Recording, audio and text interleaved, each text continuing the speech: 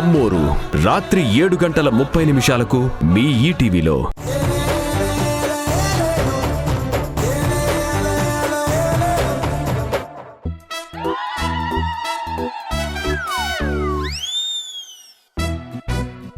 దాయి, నీకోసం special coffee. Special కాఫీయా? నా కోసమా? అవును దాయి, నీకోసమే. నీకింకో విషయం తెలుసా? ఏంటి? చెప్తాను, ముందు ఈ కాఫీ తాగు, చల్లారిపోతుంది. నువ్వు తాగుతూ ఉంటే నేను మాట్లాడుతూ ఉంటాను.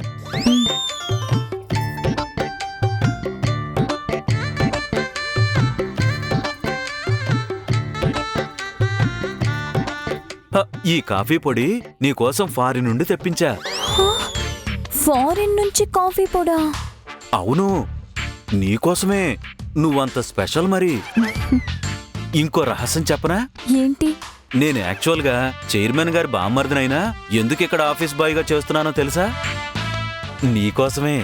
నా కోసమా? ఆ మరి చైర్మన్ గారి బామ్మర్దినయ్యుండి నాకు కాఫీలు టీలు మొయ్యాల్సిన అవసరం ఏముంది చెప్పు? మీరందరి కోసం టీలు కాఫీలు మోస్తున్నారు కదా, నా కోసం ఏముంది ఇందులో? అంటే అలా కాదు, వాళ్ళందరికీ నీ పేరు మీద కాఫీలు టీలు దాన ధర్మాలు చేస్తున్నానన్నమాట. ఏంటి? అందరికీ కాఫీలు టీలు దాన ధర్మాలు చేస్తున్నారా? అవును మరి, లేకపోతే ఈ వెధవలందరికీ కాఫీలు టీలు డబ్బులు తీసుకుని ఇస్తున్నానా ఏంటి? నేనిచ్చే ప్రతి కాఫీ టీ పుణ్యం నీకే చెందాలని మనసులో అనుకుంటూ ఇస్తా. వీడేం చేస్తున్నాడు ఇక్కడ? సాంప్రదాయాన్ని దువ్వేస్తున్నట్టున్నాడు. నేనసలు ఎండీ చైర్లో కూర్చోవలసిన వాణ్ణి. డైరెక్ట్గా ఎండీ చైర్లో కూర్చుందామంటే ఇక్కడ కింద స్థాయి ఉద్యోగులు ఎలా పనిచేస్తున్నారో ఏంటో, ఎవరెవరు సరిగ్గా పనిచేస్తున్నారో తెలియదు కదా. అందుకే అవన్నీ తెలుసుకోవడానికి నేను గూఢాచారిలాగా ఇక్కడిలా పనిచేస్తున్నానన్నమాట. అవునా? నిజమా? నిజం. ఆ రూతర్గాడి మీద ఒట్టు. ఏంట్రా నా పేరేదో చెప్తున్నావు? ఆహాహా, రారా రూతర్, నీ గురించి గొప్పగా చెప్తున్నా. నువ్వు గొప్పగా చెప్తున్నావో నా మీద తప్పుడు ఓట్లేసి చంపేయాలనుకుంటున్నావో నాకు బాగా తెలుసురా. ఏమన్నావు ఇందాక సంపుతో? నువ్వు ఎండీ చైర్లో కూర్చోవలసిన వాడివా? ఎండీ చైర్లో కూర్చునే ముందు అందరూ ఎలా పనిచేస్తున్నారో గుడాచారులాగా నిఘా వేసి తెలుసుకుంటున్నావా? అవును మరి, నేను చైర్మన్ బావమరిదిని, రేపో మాబో ఎండీనవుతా. అప్పుడు చెప్తా నీ సంగతి. నీ సంగతి తర్వాత చెప్తాను గానీ ముందు ఎండీ అంటే ఏంటో చెప్పు చూద్దాం. Managing director. ఈ మాత్రం ఇన్ఫర్మేషన్ తెలుసుకుని బానే మేనేజ్ చేస్తున్నావురా. ఏయ్, give me respect. I'm the బావమరిది ఆఫ్ చైర్మన్. నువ్వు చైర్మన్ బామ్మర్దివే గానీ అది ఇంట్లో, ఇక్కడ ఆఫీస్ బాయ్. ఏది ఒకసారి మేనేజింగ్ డైరెక్టర్ స్పెల్లింగ్ చెప్పు చూద్దాం. ఏయ్, ఆ స్పెల్లింగ్లు అవన్నీ నీకెందుకు చెప్పాలి? చూసావా, వీడికి మేనేజింగ్ డైరెక్టర్ స్పెల్లింగ్ కూడా తెలియదు సంపు. వీడి మేనేజింగ్ డైరెక్టర్ అవుతాడంట. ఇవన్నీ నమ్మక సంపు. వీడిని మోసం చేయాలని చూస్తున్నాడు. మోసం చేయడం ఏంటి మోసం? మేనేజింగ్ డైరెక్టర్ స్పెల్లింగ్ నాకు ఆ మాత్రం తెలియదు అనుకుంటున్నావా? మరి చెప్పు. చెప్తాం. MG NG DR TR. ఏంటి? ఎంజీ ఎన్జీ డిఆర్ టిఆరా? అవును, MG NG DR TR managing director. చూసావా వీడి స్పెల్లింగ్ సంపు? ఏయ్, నువ్వు నా స్పెల్లింగ్ తప్పట్టుకో, అదే కరెక్ట్ స్పెల్లింగ్. తప్పు స్పెల్లింగ్ చెప్పావంటే తోలు తీసి డోలు వాయిస్తా. అసలు మేనేజింగ్ డైరెక్టర్ స్పెల్లింగ్ దాకా ఎందుకు? నువ్వు ఇందాక కాఫీ ఇచ్చావు కదా, కాఫీ స్పెల్లింగ్ చెప్పు. కాఫీ స్పెల్లింగ్ తెలియకుండానే ఇక్కడ అందరికి కాఫీలు ఇస్తున్నా అనుకుంటున్నావా? కేఎఫ్ఐ. ఇది వీడి కాఫీ స్పెల్లింగ్. ఇప్పుడు అర్థమైందా వీడిని మోసం చేస్తున్నాడని? అవును, కోటి మోసం చేస్తున్నాడు. సంపు లేదు, ఈ స్పెల్లింగ్ కరెక్ట్. ఇది మామూలు ఇంగ్లీష్ కాదు, ఇది ఈ మధ్య డెవలప్ అయిన ఇంగ్లీషు.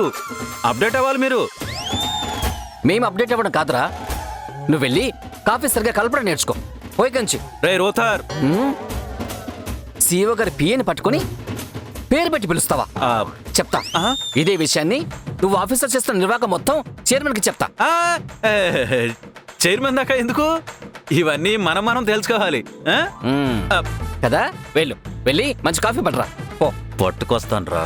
వీడికి ఖచ్చితంగా ఒకరోజు కాఫీలో లూజ్ మోషన్స్ టాబ్లెట్స్ వేసివ్వాలి.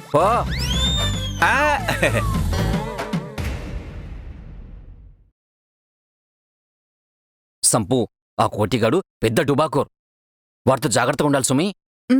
అలాగే రూత్. సంపు, పౌర్ణమికి నీకు కాబోయే వాడు కనిపిస్తాడని చెప్పావు కదా, ఆ బాబా చెప్పినట్టు ఆ సూచనలేవో ఒకసారి చెప్పవా?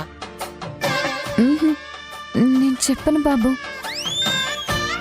బాబా విషయాలేవి బయటికి చెప్పొద్దని చెప్పారు. పోనీ ఆ బాబా ఎక్కడుంటాడో చెప్పవా? నాకేం తెలుసు? బాబా కనబడ్డాడు, వెళ్ళిపోయాడు. అవునా? ఈ బాబా ఎవరో నా ప్రాణానికి. ఒక్క నిమిషం, మా అమ్మగారు వీడియో కాల్ చేస్తున్నారు. మీ అమ్మగారా? మాట్లాడండి మాట్లాడండి. హలో అమ్మా. ఈవిడొక్కతి అస్తమానం ఫోన్లు చేసి సంపు చుట్టూ ఎవడెవడు తిరుగుతున్నాడో, ఏమేం మాట్లాడుతున్నాడో మొత్తం ఎంక్వైరీ చేస్తుంది. సగం వీళ్ళ అమ్మ వల్లే సంపుని పూర్తిగా బుట్టులో పడేయలేకపోతున్నా.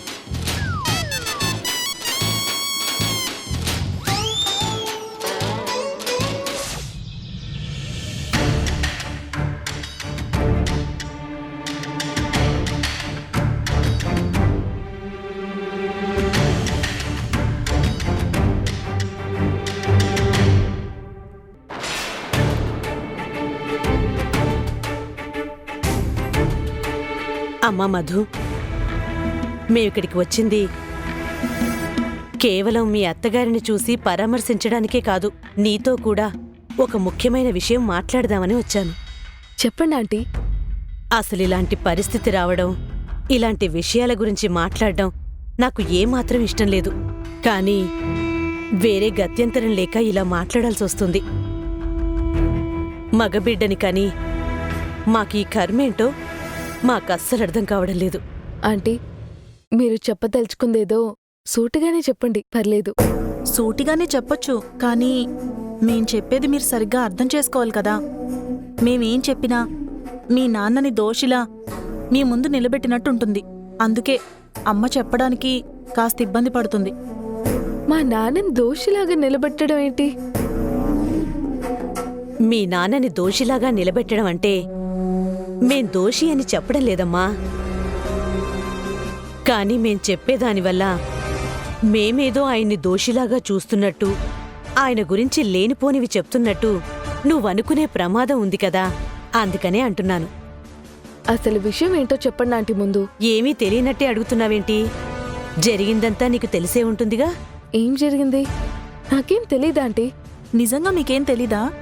అరే, తెలిస్తే నేనే సమస్య ఏంటో అర్థం చేసుకుని ఉంటాను కదా. నాకు విషయం తెలియకే కదా అడుగుతున్నాను. మీరు గబక్కున ఉన్నట్టుండి ఏదేదో మాట్లాడుతున్నారు. నాకంతా కన్ఫ్యూజింగ్గా ఉంది. ఏమైనా గొడవైందా? గొడవైందా అంటే ఏం చెప్పమంటావమ్మా? కడుపు చించుకుంటే కాళ్ళ మీద పడుతుంది అని మా పరిస్థితి అలా ఉంది. మేమిప్పుడు మీ ఇంటి నుంచి రావడం లేదు, మా ఇంటి నుంచి వస్తున్నాం. మీ ఇంటి నుంచి వెళ్ళి ఆల్రెడీ 2 రోజులయ్యింది. ఏంటంటే మీరనేది? మీరింకా అక్కడే ఉన్నారనుకున్నానే. ఎప్పుడెళ్ళారు? మా అక్క మా ఇంటి నుంచి వస్తుంది కదా ఆఫీస్కి. అదే కదా అంటున్నాను. పెళ్ళైన పిల్లని కాపురానికి పంపించకుండా పుట్టింట్లోనే ఉంచుకున్నారు. అత్తారింటికి పంపించలేదు. అత్తారింటికి పంపించకపోవడం ఏంటాంటీ? మీరు చుట్టుపుచుప్పుగా వచ్చారు. మీరు 4 రోజులు ఉండి బయలుదేరేటప్పుడు గౌరవంగా అత్తారింటికి పంపించినట్టు పంపిస్తారు కదా. ఈలోపు వేరే ఏదో అయినట్టుంది. ఏం జరిగింది అసలు? మాకు జరగకూడని అవమానాలన్నీ జరిగాయమ్మా. పండగ అయిందా? పండగ కాగానే